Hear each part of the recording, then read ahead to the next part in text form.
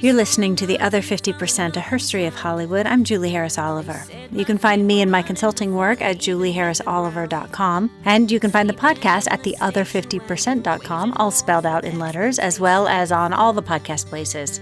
And you can find links to everything I'm doing on the link tree that is in the bio of all the social media. The newest thing I have for you is that I've added a link for the books that people keep bringing up on the show. I've become an affiliate of an independent bookstore group, so please use my link to purchase the books our guests are talking about. And that way you don't have to remember as you're listening, and your purchase can help support the show, and we're supporting independent bookstores. It's a win-win-win. Today on the podcast, I sat with Becky Morrison. If that name sounds familiar, it's because she was originally on episode 187 of this show. So go back to that episode to revisit her origin story, because today we are going to jump right into the meat of the work. Becky Morrison is an award-winning film and TV producer and an advocate for production innovation. She kicked off her career on the Hollywood blockbuster I Am Legend, dabbled in the world of animation on Disney's The Wild, then entered the world of rock and roll, producing the visual content for U2's World Tour. In 2015, Becky founded The Light, a premier production company for those looking to create systemic change in the film industry. She has spent years studying the history of Hollywood production and uses her research to inform a new framework for production that is grounded in inclusion, equity, and sustainability. We're going to talk about that framework and her approach for revolutionizing the production process now. I feel like Becky and I have this conversation all the time, so we decided to just turn on the microphone and share it with you. Okay, here, have a listen. Becky Morrison, welcome back to The Other 50%. It is my joy to be back with you, Julie. You have a different last name now. I do. I got married. Yeah. Patriarchy. I liked his last name better than the one I had, so I took it. Anyway, you can listen to episode 220 whatever to get my full 10-minute rant on name changing. It has been a while since we've spoken. I want to say 3 years, maybe? I talked to you on episode 187, which I have to think was around 3 years ago. So if people want to hear your entire origin story, go listen to episode 187. You can find it on the website, theother50%.com. And it's probably still in Apple Podcasts if you search for it there. So give us the truncated version. You are the founder of The Light. Go. Yes, I am the founder and CEO of The Light, which is a commercial production company that's dedicated to production innovation, diversity, equity, inclusion, progressive production values, and really questioning and reevaluating the whole production paradigm itself. I love that. And I think about you all the time as I'm doing this work and thinking about things, and I've quoted you in a million different meetings. So I want to hear it from you. God, where to even start? Let's go back to, I know you can talk really clearly about kind of the history of film production and how it was set up. So why don't we start there? How was it set up 100 years ago, and how's it been going? How's it been going? Well, I'll start with how's it been set up. Yeah, it's really interesting. I never was somebody who particularly was drawn to history until I got further on in my career in production. And I started to realize that so many things that we do don't make sense. And I was like, why? Who set this up? Who thought of this? This makes no sense. And so I became like a voracious reader and researcher when it comes to the origins of the production process, like you said. So I've done a lot of reading of articles and things like that. And what's interesting about it is that it is a little bit challenging to piece together. I think one, probably because people aren't interested in it. It's kind of boring. Well, this is the way we've always done it. Isn't that good enough? Exactly. And I think that one real thing when it comes to producers and production in general is that it benefits from the obscurity that we have as producers. The smoke and mirrors of the behind the scenes itself is both intentional and useful for producers as we hide our methods of doing things. It's really like focus on what's in front of the screen, not what's going on back here. So what I did find was that, Hollywood first began really as a response to people on the East Coast wanting to get away from Thomas Edison, who I didn't realize was a straight up gangster. That guy, they don't teach you that in 7th grade. Thomas Edison was a gangster.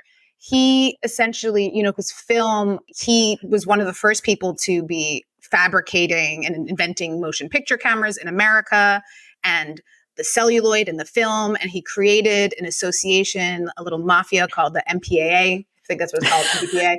And it had a lot. I'm sorry. Did you just call the MPAA a mafia? I did. You can quote me on it. Becky Morrison said that. Okay. And he basically, if you wanted to make films on the East Coast in New York or New Jersey at that time, like at the turn of the century, you had to do so at the behest of Thomas Edison. He had to grant you the ability to be able to make films. And George Eastman of Eastman Kodak was part of that little clique. So they controlled the actual celluloid itself. So Thomas Edison was ruling over that situation. So a lot of the early upstart filmmakers, they were called the independents at the time, they left the East Coast and went to California.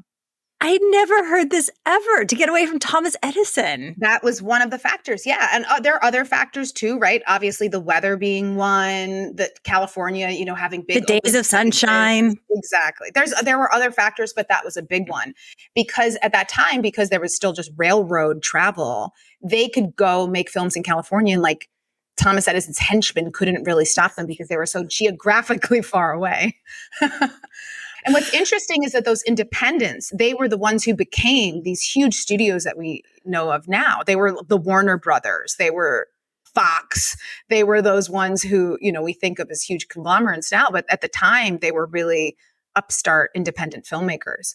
So, thinking about people landing in Hollywood, let's say around 1915 at this point, they start to design a process around making motion pictures because motion pictures had already hit the scene. Like in 1905, Nickelodeons were opening and people were lined up around the blocks wanting to see motion pictures. They had a nickel in their hand and they were like, give us movies, give us movies.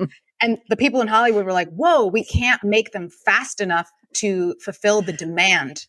So we have to figure out a way of making these that's more efficient. We got to mass produce these things. Exactly. Because at the time, they were making them one motion picture at a time. And the director was responsible for everything. The director wrote it, filmed it, directed it, edited it, everything.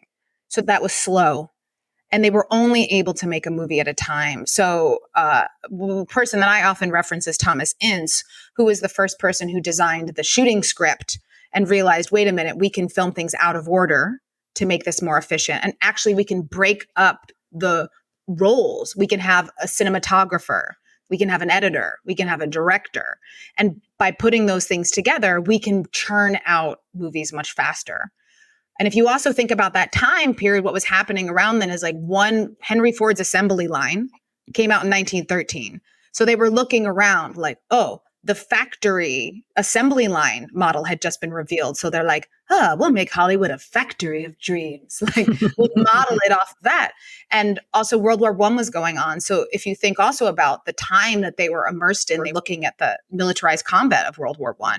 And so in a lot of ways, the reason why production feels so militarized and factory-like is because that's exactly how it was designed. It's the movie industrial complex. Exactly. Exactly. So that, I think we can intuit from that the culture of it became very direction and control, top down, militaristic, do what I say, don't ask questions.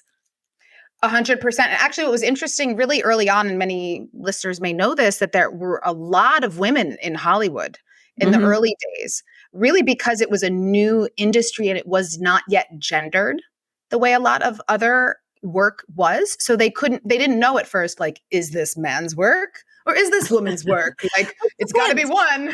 How much money is it going to make? There we go. That's right, Julie. So when, in the 1920s, then there was a recession and then Wall Street got into Hollywood because they realized how much money could be made.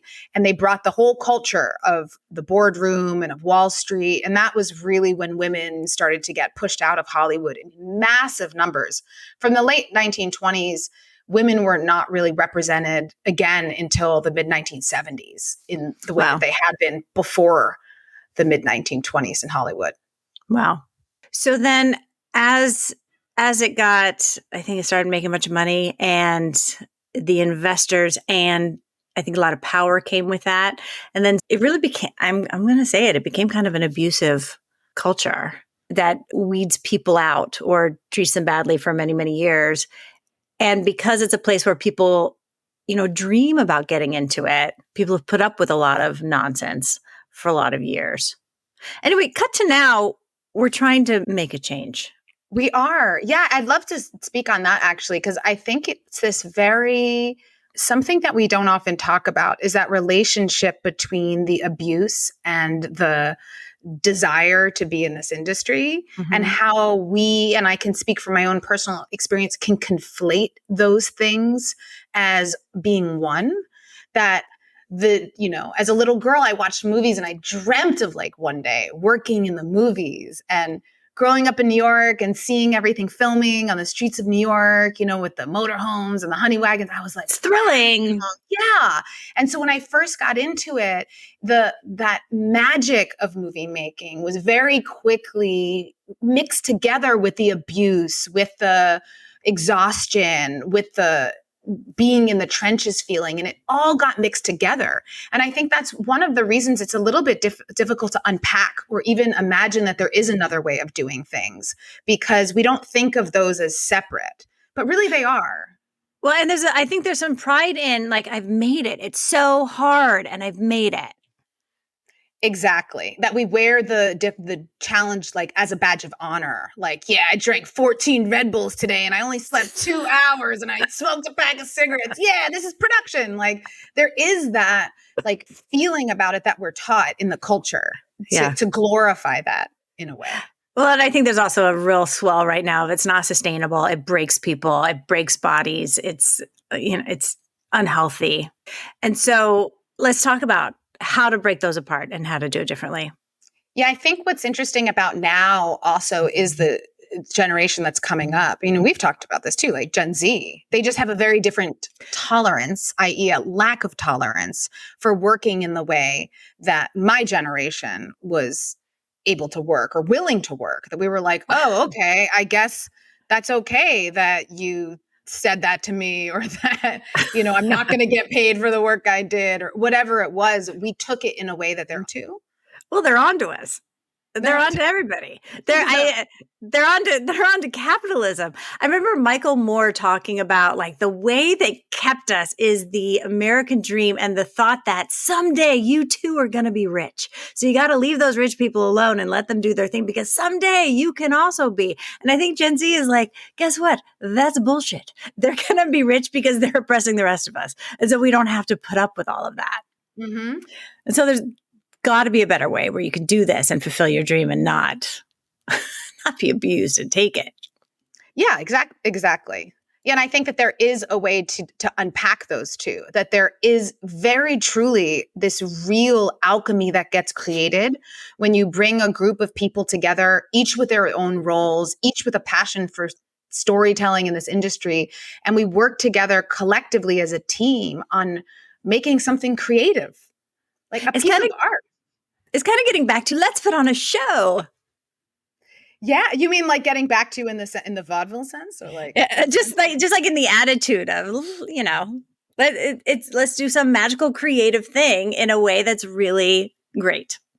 Exactly. I mean, that's why we're here at the end of the day. I mean, like, if you're an electrician, you could be an electrician in a construction, in building management, or in many different places. We need electricity in our everyday lives. But if you choose to be an electrician on set, you're there because you do have a love of the craft and of the process of being, collaborating with other people to make something that's ultimately creative. That's why we're there. So I think it is important to kind of tap back into that childlike thing, that excitement, that passion, and ignite that back in people, because it is inside of all of us, and it was always there from the beginning. And sometimes it can become dormant or covered over after years and years and years of working in a certain way and being treated a certain way, and that we can, dissolve all those crusty layers and just tap back into that light, the joy. Yeah, the joy. And is that hard to do? I would say that that's a good question. I would not personally say that it's hard.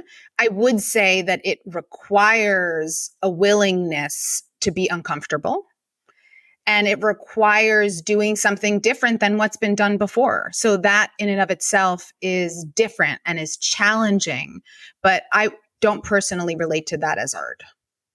Well, it's funny because I think it's hard and it's not hard. Like it's simple.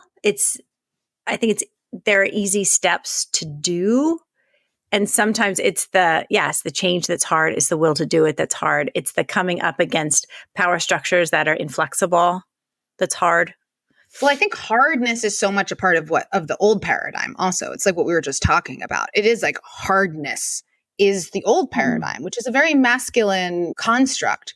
So I think what changes something that's already very hard is softness, is flexibility, malleability, innovation, those kinds of things. So I think that coming into something that's very established and hard and trying to change it in a way that's hard isn't going to get us to the promised land. It requires a different, kind of setting. So I know you are doing it. So what does it look like? Because I think you do a lot of short form, right? So you have a lot of opportunities to set up a production and set up a culture. And I know you think about that very intentionally. So what are some of the things you do? If you think, oh, I have this new job coming in, I'm about to hire a bunch of people, I'm about to set up a set. How do you think about that? And how do you set your intention? The first thing that I would say is the kind of the umbrella that it all sits inside of is something that I call production experience design. So first of all, knowing and thinking of the production experience as something that's malleable and that can be designed, because we talked about that it was designed 100 years ago by some guys in top hats who were riding around in horse-drawn carriages and smoking cigars. They designed it. And then after that, we've been replicating it pretty much unconsciously for the past century. And that what I really am passionate about is encouraging all of us and all of you out there who work in production to realize that we can consciously design the experience that we have on set. We don't have to just replicate what we've been told. A lot of that is not a fit for our world anymore. So when I have a production coming up or with production in general, I think, okay, how would I design this experience if I could start from a blank slate, from the orientation of the people who are on set? If the intention is for them to leave feeling better than they arrived, if the intention is that alone is a revolutionary statement. Yeah. So you're going to be here for 12 hours and you're going to leave feeling better than you arrived. Okay, carry on. That is the principal orientation that I start from, because I think it's possible to design an experience. Same way, if you go on a ride at Disneyland, you're not going to get off of it and be like grumpy. I mean, maybe, but for most people, they leave feeling elated after you get off the Incredicoaster, you feel elated. And that's designed. It was designed to have you feel elated at the end. So very similarly with a production experience, you can design it so that people feel anything.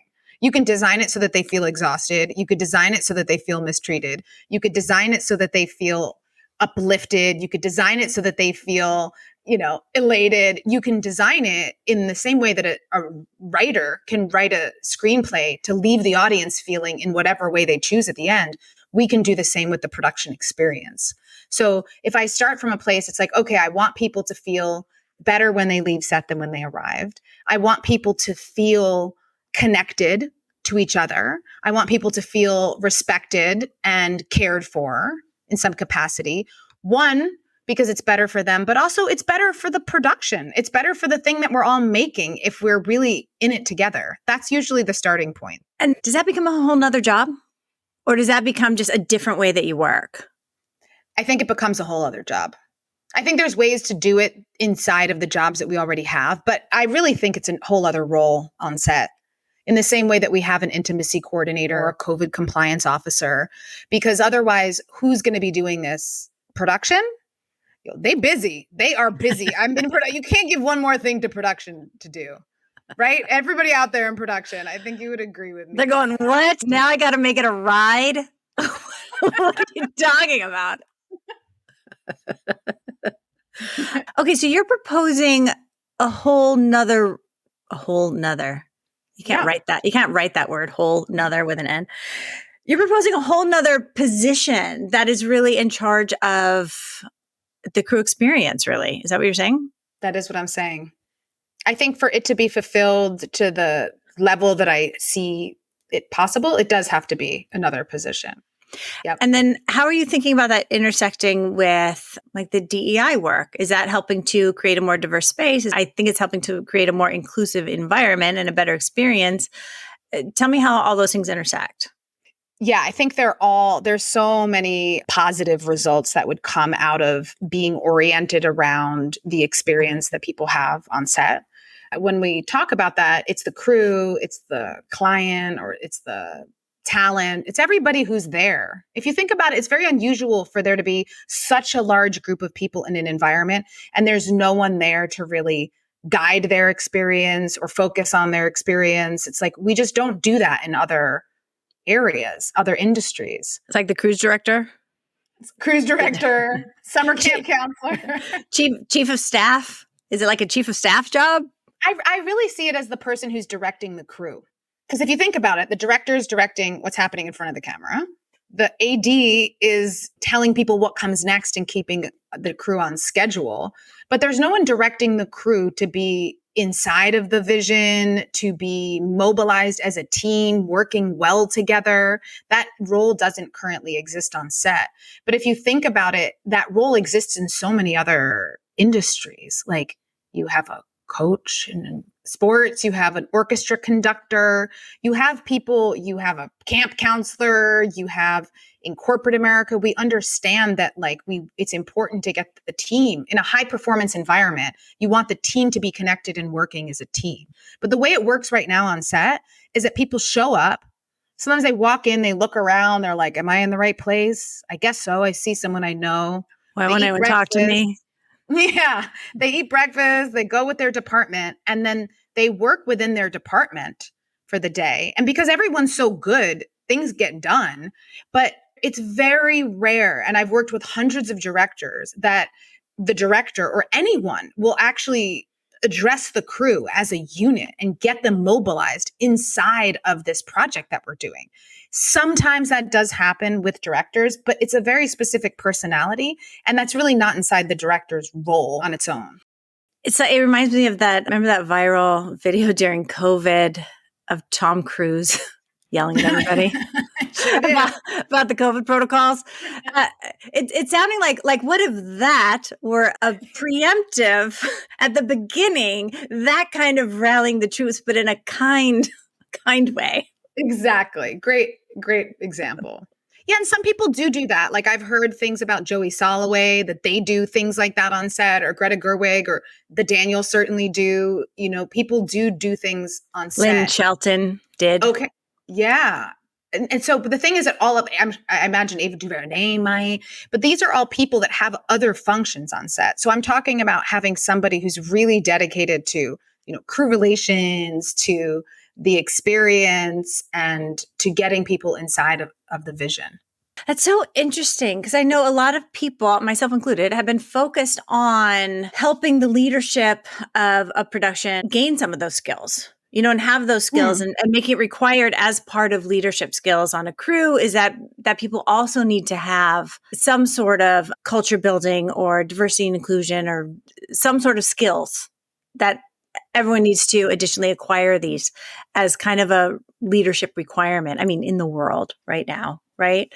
But it sounds like you're saying, I say that as if I'm like reading between the lines. You're explicitly saying it's probably going to require a whole nother person on set whose full-time job that is. I think it depends on the circumstances. And I certainly don't want to discredit the idea of people learning this stuff themselves. I think that's really important for people to do it themselves. I think it also needs to happen, because you can't have people at the top who have no regard for the work ultimately undermining the work that's happening. Completely. I just know in working on set, if you want something to be paid attention to, there has to be somebody whose role it is to pay attention to it.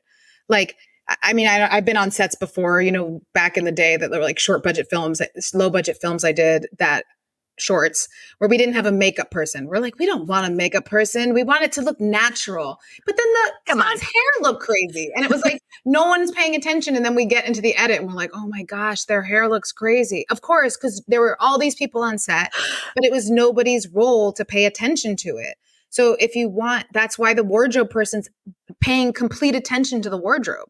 That's why you have the departments. I did that once on a commercial, and it was so low budget because it was spec, and the talent just said he would bring a couple sweaters. We were like, fine, we don't need a wardrobe person until we get in post. Need a big stain on a sweater.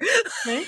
We could get it out. I mean, so yeah, I take your point. You can take the whole thing down, right? It's so in the way that if you want something to be handled, there needs to be someone there to do it. The same way with sustainability. Like if you want to have an eco-friendly set and you want to have metrics around the carbon impact, there has to be somebody dedicated to it. You can't, who's going to do that? There has to be somebody. So I think when it comes to DE&I, and I don't even really want to speak about those as a unit. I mean, let's speak about them as separate things, because the I is really what we're talking about here. Yeah. That even, let's say, if you're talking about diversity and wanting to have those metrics reported, who's doing that? Like there has to be somebody whose role it is to do that. And I think it's the same with inclusion, which is what we're talking about here.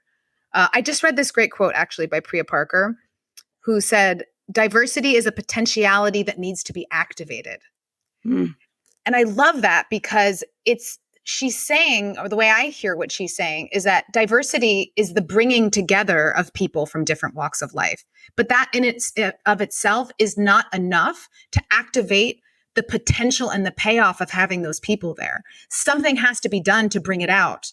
And what that is what I'm talking about, which is an inclusive production experience, is in how do you then have those people feel safe, feel good, feel connected, feel in the flow? How do you have them get to know each other? How do you have all the richness of those different experiences activated on set? It's not simply going to happen by bringing those people into the old production model, because the old production model tells us all that we don't matter, that we are replaceable cogs in a machine, and the only people that matter are above the line, which is also a term that I will not use. Like it's literally like you're either above this line and you matter, or you're below the line and you don't matter. And if you're below the line, you don't matter. So how is anybody going to be bringing the richness of their lived experience to a project if they're receiving those signals explicitly or implicitly when they arrive on set?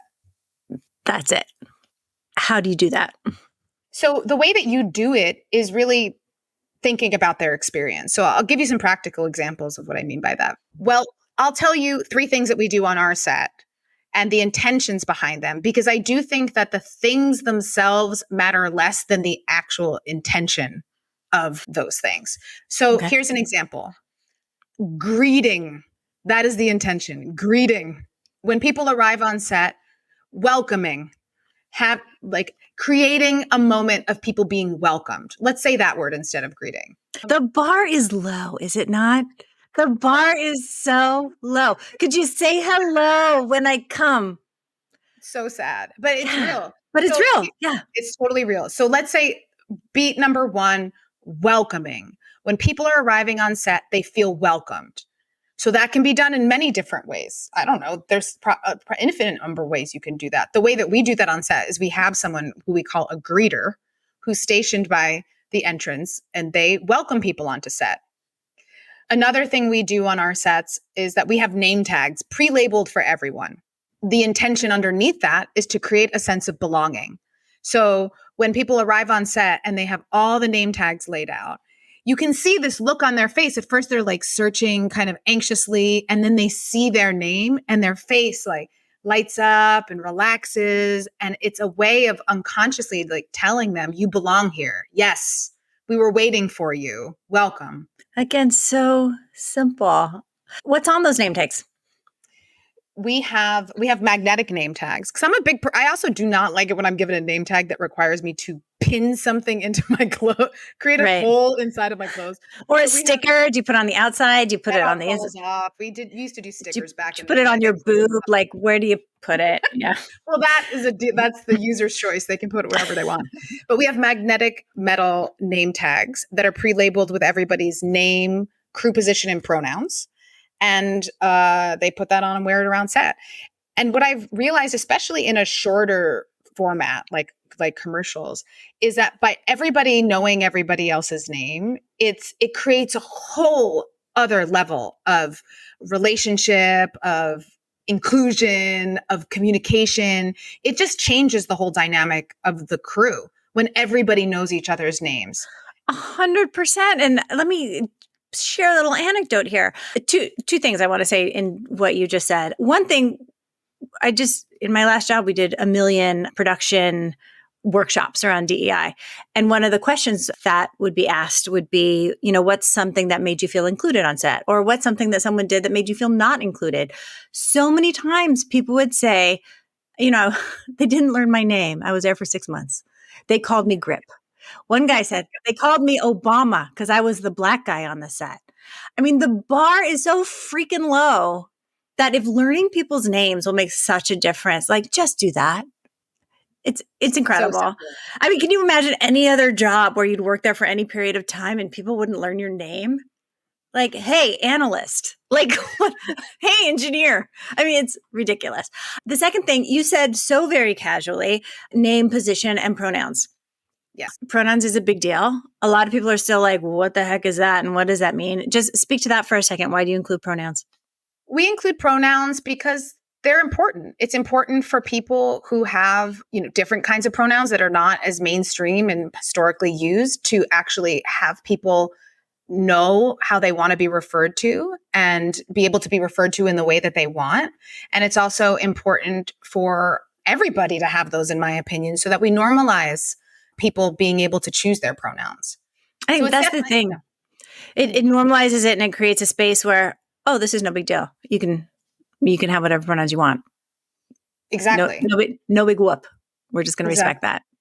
And it's part of, this whole idea. I think a main tenet in what I'm talking about here is really a rejection of the dehumanizing historical nature of production. Like so much about that traditional production process is dehumanizing. It's intentionally dehumanizing. That whole idea of also you're replaceable. I mean, you're replaceable. You're grip number 3. We don't actually care that your name is Joe because you're grip number 3 to us and we can have another grip number 3 in here tomorrow. So it is a revolutionary act to be like, we do care that your name is Joe. We care what your pronouns are. We care what snacks you like to eat or your dietary restrictions. And our call sheets also have photos of everyone on it. We care how you want to express yourself in this world. We see you. And if you're not here, Joe, we're going to notice. That is a totally different context for people to work inside of. And in a creative industry, it produces much better results when people feel the way that I'm describing versus the way that they're just in a mechanical industrial environment. Because this is a creative industry. We're not, making widgets. Right. What's the third thing?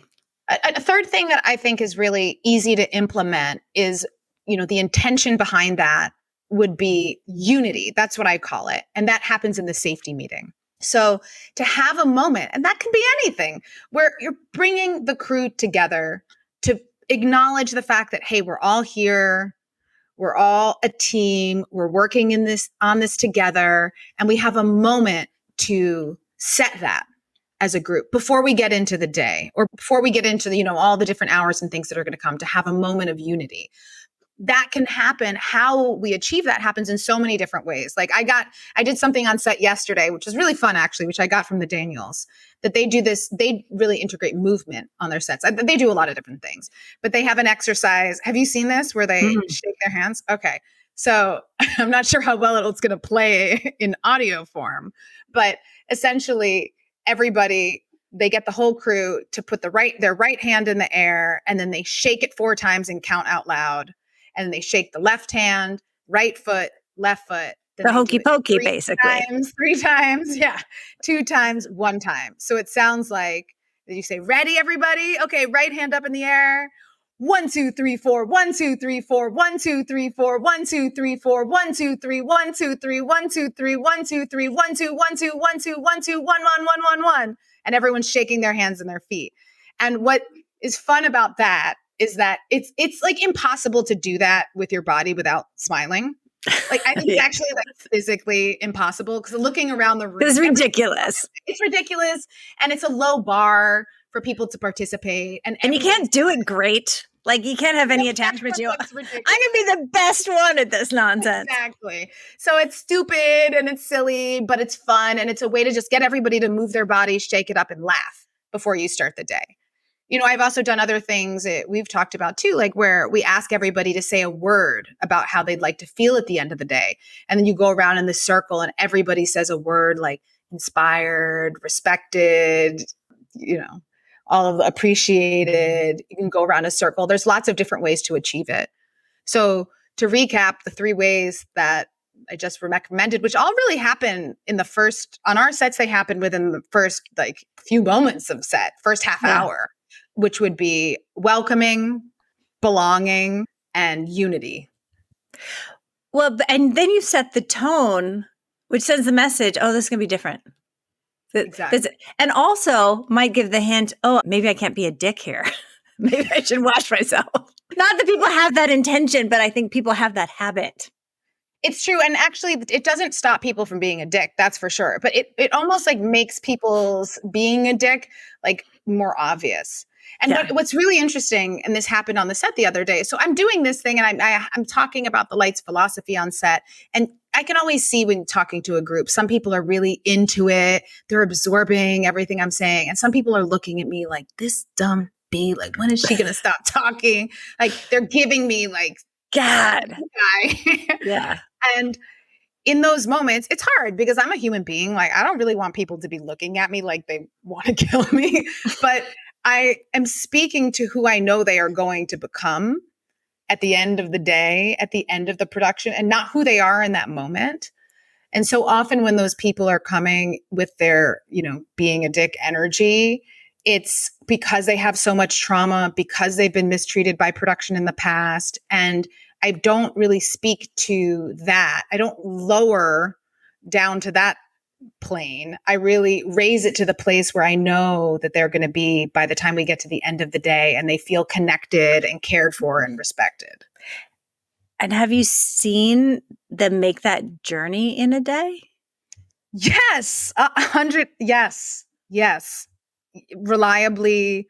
100% of the time I've seen the crew, because what we're talking about here is really shaping the energy of the crew, you know, like shaping the way that organism feels. And so 100% of the time, what I'm talking about with production experience design, it reliably delivers people into a different place. And you may have a holdout. There may be like one person who doesn't quite get there. But I would say for the most part, like the vast majority of people can't help themselves. They get swept up in it. And they do feel different by the end of the day. And if they don't, that's okay too. It's like they're welcome to be however they want to be. But the group dynamic, you know, tends to win out. It's funny. I was talking to Mikan Shelton the other day, and I was just listening to it again this morning, but we were talking about how so often in doing this work, we've been so conditioned, especially as women, to be apologetic about it, to be like, sorry to bother you, but we're going to do things differently here, or sorry to bother you, but we're going to be nice on the set. Like, and I think that's such a deeply ingrained, just to be apologetic about things like this. And in this regard, you really can't be, and you really have to just push forward. And what kind of self-talk does that take in the face of resistance to really push through and continue doing the work? It really has to do with like, where does my loyalty lie? That's what I say to myself. Am I loyal to my ego and feeling comfortable and looking good? Or am I loyal to creating a change? And am I loyal to the difference that this is going to make for people at the end of the day?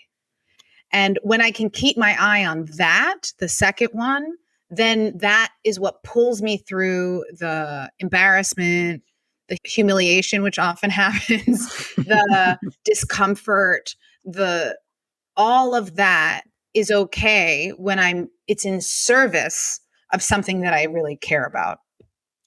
Because it's going to be uncomfortable. There are times doing this where you're just like, God, it's such a spiritual practice, right? To keep that vision and to keep that motivation and to keep that, as you said, that loyalty to the higher good, that it doesn't matter what you're going through as a person. Because imagine how, if it's hard for the white lady to stand up and do the things, imagine how hard it's been for everybody else for the last 100 years. Exactly. I think especially, it's a production experience design includes, but is not exclusive to the work of diversity and inclusion. But it is a similar kind of mechanism that we're talking about. And I think in the work, because I'm also somebody who's very passionate about diversity and inclusion and personal growth and all of those kinds of things. And it definitely takes being willing to be uncomfortable. Like there's no way to do the work of justice in any of its formats without being willing to dismantle all of that stuff in ourselves. As white people, as women, as a producer. I mean, like I've taken on all of these ways of being and ways of seeing things. And it's like, if I want to change things out there in the world, I have to dismantle them in myself. And that is always going to be uncomfortable.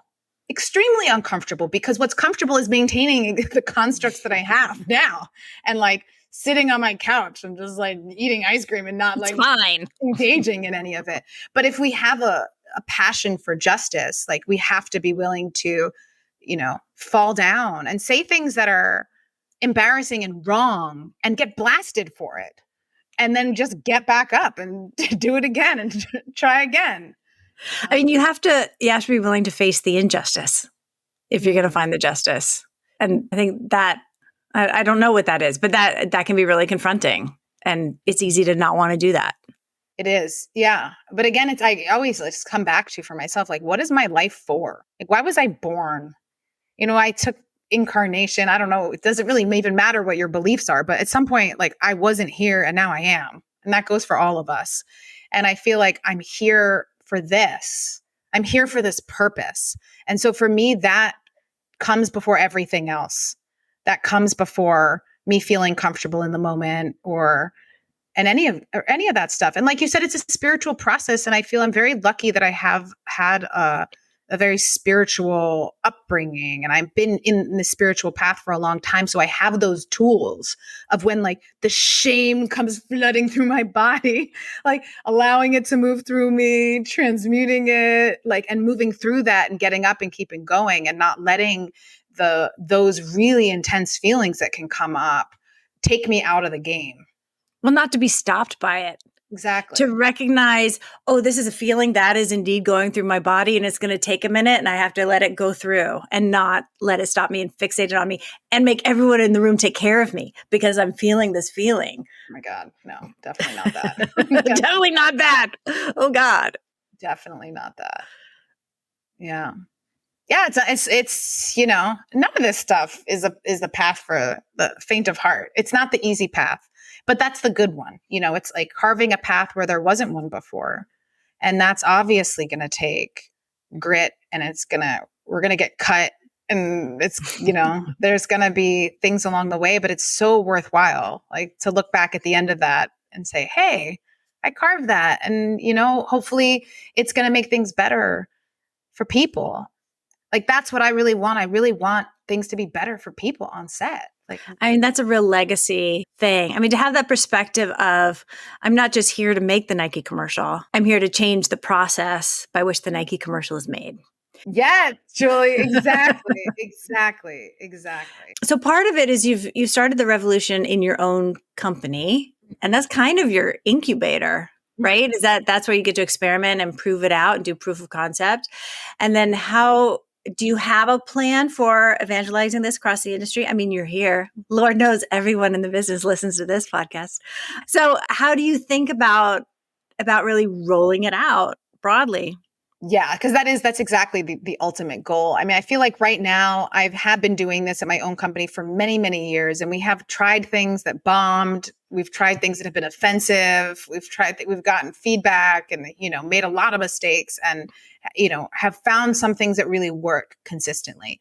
So what I'm focused on now is designing this repeatable architecture of the production experience, let's say, or coming up with a design that's replicable on sets. And what I would really love is then to be brought onto other productions. So let's say features, series, other people's productions as this production experience designer, and do that on their sets as well. So that's the goal, to be able to do it, for me to come up with this design, to do it on other sets. And then I really see this becoming like a viable position for anybody. Like, this isn't just the Becky Morrison show, I think that this could be anybody, like very similar to sustainability, right? I think that's a great parallel, that the way that you had a few people at first who were doing, making sets, green sets, and finding a way to measure the carbon impact. And you have these consultants. There were only a few of them at first. I mean, I've been around a long time. Been doing green sets for a long time. And then all of a sudden they sprouted up all around the world. And now you have all these people who are doing sustainability on set. So I see this as something very similar to that, where there's a few of us who start doing it, and then it really becomes something that is available across the board, across the world. And people are doing it in their own ways, but all with this intention. And I think that it definitely has an impact on the bottom line. It has to. I mean, this is Hollywood, right? Like, there's no way anyone's going to do anything out of the goodness of their heart. Yes. I think there is a COVID budget line item that is now available for this work. Where's that COVID money, y'all? We need that COVID money. Yeah. So the COVID budget line item is there. Let's repurpose that to cultural experience. And I remember you talking to me about Everything Everywhere All at Once. Tell me what you said about that. Everything Everywhere All at Once, in addition to being a movie that I loved, and obviously other people did too, because it won crazy all the awards everywhere all at once. I think it's a really great proof of concept because they work in this way. And I think there's people out there who do work in a very similar way to this already. So I'm not reinventing the wheel. What I'm offering is a way to do this reliably on set over and over and over again. Systematically. Exactly. So when you don't have directors like Daniels on set, how you can do this on set with any director, and I think that that's such a great proof of concept for so many reasons. When I was watching that movie in the theater, I knew nothing about how it was made. And I turned to my friend next to me, I go, I bet you $100, I would bet more than $100 that the AD was not yelling at the PAs on this movie. You can tell. You told me, I bet those people were dancing. And then you saw the videos that they were. Exactly. You can tell from watching a movie that is unrelenting creative genius like that the people on set were having a good time making it, that they were engaged. You can just tell from watching it. And then when I've done like a huge deep dive now into the whole behind the scenes, and of course that's what they were doing. They were dancing. They had massage chains. They were doing different things. They were engaging the whole crew. There was gratitude and there was engagement and all that kind of stuff. And I think what that does is that it gets people clicked in, which is what they want. Everybody from the parking PA to the gaffer, to the key group, everybody is now clicked in. And they shot that movie. I don't want to get my numbers wrong, but I feel it was like 28 days or something for $11 million, which is such incredible limited resources for what it was. And the reason they were able to do that was because of the way that people were engaged, because of the creative shorthands, because of the relatedness and the relationship and the unity of that team.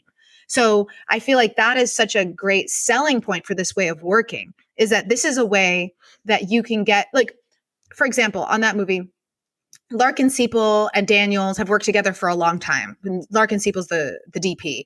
So you have many, many, many years of working together. You have a shorthand, right? Same with other members of the team. But you don't always have that luxury when you work on a production. Sometimes you're working with new people. And this is a big conversation when it also comes to diversity. Yeah, like we encourage you working with new people. And a lot of the reason that people say they don't want to work with new people is because it's too risky, which is code for, I mean, that could be code for a lot of things, but one thing it's code for, I think, is that I don't trust. I have a shorthand with this person. I know I trust them. I've been working with them a long time. They can, they get me. I think that has a lot of value when it comes to working in production. And what I'm talking about is a way to design for those creative shorthands instantly, so they don't have to take 10 years to create. Yeah, because I think what you're looking for is to be creatively free. And so presenting, I don't know, guardrails feels a bit too constricting, but as you're saying, laying down the framework to create the environment where you can be creatively free as quickly as possible with whoever you're working with. Exactly. Yeah, there's a great book that I read recently called The Art of the Gathering by Priya Parker. Here it is. And what I love about 50% book club. What I love about this book is, she talks about how to design gatherings. So that could be a dinner party, it could be a conference, it could be your weekly marketing meeting, just the way that gathering work best when designed.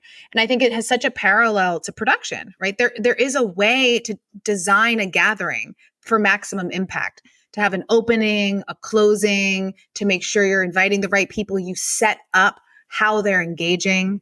And she talks about all those things. And it's such a perfect example of why we need that on set. We don't have that on set. Nobody has designed this gathering intentionally. So by just putting in a few simple beats that embed into the existing production process, that we can have a much more powerful way of working together than what we have now. It makes me think of just kind of a micro example of that. For a long time, I was VP of sales at Entertainment Partners, and we would do client dinners, or we would invite 20 people to dinner. And they may or may not know each other, because we would do like a smattering of different companies, but they all had something in common. Like they were probably the same level or the same job or whatever. And like, I'm, believe it or not, an introvert. The thought of going to dinner with 20 people, I'd rather die. My colleague, Lisa Gewertz, may she rest in peace, we all miss her very much, she would put these dinners together with structure. Like she could have written a book about gathering. And so it wasn't just this free for all where you had moments of feeling like so awkward sitting at the table and I don't know this person and who do I talk to? But she would lead like a group conversation. Like besides introducing people like, oh, you both have corgis, discuss, which she knew about everybody in the most incredible way. But it would be, tell us about your favorite vacation you ever took. And we would go around the table having one conversation. So everybody was engaged. Everybody was focused on the same thing. And there wasn't the opportunity for people to feel left out or to feel awkward or to be, as my friend Acer Salmon would say, at the wrong end of the table where you're not having the good conversation. And so there's something about that intentionality, even as like for me, as I said, I'm not a joiner. Like I don't want to go to a meetup, because I don't want to do some free-for-all hike. But if there's something that has a beginning and an end and a program where everybody is engaged, I'll do that all day long. Exactly. That's exactly what I'm talking about, is having set designed intentionally, the on-set experience. And what's so interesting is that like, that is how the content that we're making is designed. It has a beginning, a middle, and an end. Like when you go to the movies, that's what you expect to see. It has an underlying structure to it. It's a container in those 2 hours, or nowadays like 3.5 hours. Like when there's a container there, and inside of that, the experience is completely designed. It takes you on a ride. And I think what I'm really interested in is creating that same parallel on set so that there's a container. I love that way of talking about it too, that it's structured. It's a structured container, the on-set experience. So there's a rigor in it and a design, and that people are engaged. Nobody's left out, that we're going to notice if somebody is, missing from the team. So you know what to expect. And so you have the structure within which then you can be free to be as creative and engaged and bring all your great ideas. Exactly. I feel like right now on set, I work in commercials. So I really feel like if we were to go around on an average commercial set and ask the crew, like, hey, what are you working on right now? Tell me about this piece. Like, what's it about and what's it for? I mean, it's for about $1,000 a day. Exactly. That's what it's about. If 25% of the people on set could answer that question, I would be impressed. I mean, most of the time they would probably know the name of the job, but they can't tell you much more than that. And that's such a missed opportunity for the production itself. We're constantly complaining about how there's less and less resources. We have less, our budgets are shrinking, our timelines are getting shorter. So all of those resources are becoming more limited, but we have so much that we can still tap into on set that's untapped, which can easily be tapped into by communicating clearly, for example, or just telling people, oh, hey, this is what the project is. This is what it's for. This is how what you're doing connects to the greater vision. If people even get that, they will be making different decisions. They may have different suggestions and see things that not other people can see because they now understand what they're doing. But when they just come and they just mic somebody up and then just go sit and are on their phone, it's a missed opportunity for the production not to have their contribution, and also for that person to not be able to have the fulfillment that comes from being engaged creatively on a job. Yeah, like what is the story we're trying to tell? What are we trying to make people feel? Like how different would it be if, say, you're having a very sensitive interview and it's everyone's job on set to kind of hold space for that for a minute? How different would that be than just shut up and don't make any noise while you're scuffling around in the back? 100%. Exactly. It's being active versus being, absent. Worse than passive. Absent. Checked out. Checked out. Yeah. All right. What did I not ask you that I should have asked you? Oh, you talk about this all day long, as we often do. Most of my life. This is pretty much all I'm going to talk about. No, we have an ongoing text chat constantly about just this. It's so good. It's so juicy. Well, to that point, I would say if you're engaging in this work, collect your allies. There has to be, not to stay on the militaristic language, but we have to create an army to go in and make the change. And I think you need to have people who are also in the trenches with you to talk to when it gets hard, to bounce ideas off of, to have some inspiration to keep going when you've had a hard day. Absolutely. I love that too, because the people in power are coalesced. They are associated. They are communicating. There's all of that is happening when it comes to the status quo. So when it comes to those of us who are looking to do something different, to create a different way of working for now and for the future, disrupting the industry. Viva la revolution. Exactly. Yeah. We have to find each other and work together, because it's certainly not going to be any one of us on our own. It's going to take all of us together to disrupt. Well, it has to be bottom up. It has to be top down. And as someone told me the other day, middle out. Omnidirectional. Yes. Yeah. Amen. All right. What do you want to leave us with? If I'm trying to think of a good question to elicit some good advice, but maybe I'll just say, is there something you would like to leave us with? A little favorite quote of inspiration, perhaps. Ooh, well, I just gave my little Priya Parker. No, you gave it too early. You should have saved that to the end. Too bad nobody sent me a list of questions. Too bad nobody prepped for this podcast. Do you have like a meditation mantra? Is there where you center yourself at the beginning of the day? I do. I mean, for myself, I think that the work, as we've talked about, it happens internally and externally. So I actually work energetically on every production that I have. I don't talk about that very often. Say more about that, please. Sure. Yeah. And it's funny because I think that energy or wellness, all that stuff has a lot of stigma that I'm very also don't identify with. Like, that's not my vibe. I'm from New York. I get my nails done. I'm like, I have a dippy. I'm not. I'm going to say the kids these days, Gen Z, has been talking about vibe since they came in. And, and we have all this junk around talking about energy and all that stuff, because I think as we were coming up, that was so fringe. But, vibe is completely mainstream and it's real. True. And we're affecting energy in places. There's your permission to talk about your think. Thank you. It's so true. I love the word vibe too, 100%. Yeah. So what I do energetically is I work with the energy of the crew. So I envision the crew, I envision the day, I envision the set, and I work energetically with that. Like I bring light into it. I imagine with, my imagination, everybody working together well, things going smoothly. Another thing I do on set when I'm there physically is I sage the whole set. Like I'm big believer in like clearing the energy of what had been there before, because you never know what was on that stage before. Mm-hmm. And I also imagine like the violet flame energetically on the set, clearing anything of lower frequency so that we can enter into a space or work inside of a space that is a blank slate rather than it's coming with all of the energy that was there before. So cleaning the energy, I'd say that's the main thing that I do is like clear out anything of lower frequency that was there so that people can work together harmoniously, smoothly, seamlessly, clearly. That's something I do on productions. I love that so much. And can you imagine if everybody did that? I can. As a matter of fact. Yes.